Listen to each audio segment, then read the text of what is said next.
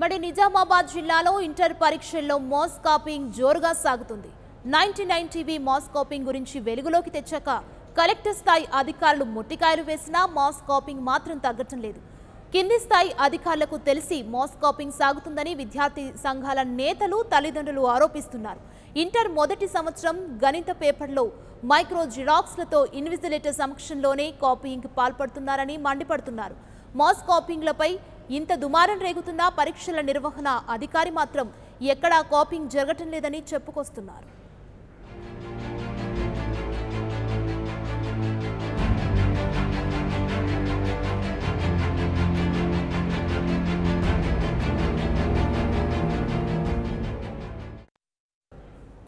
ఉమ్మడి నిజామాబాద్ జిల్లాలో ఇంటర్ పరీక్షల్లో మాస్ కాపీయింగ్ జోరుగా సాగుతోంది.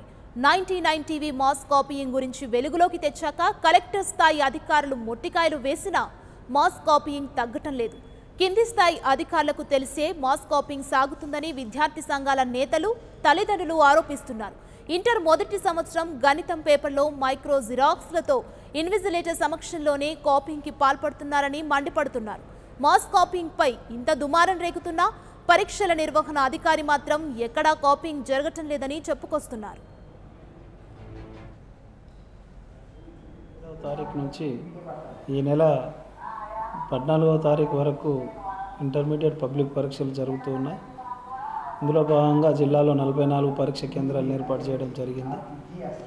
దీనికి మొత్తం మొదటి సంవత్సరం 18,930 మంది విద్యార్థులు హాజరు కాగా రెండవ సంవత్సరము 19,631 మంది హాజరవుతూ ఉన్నారు.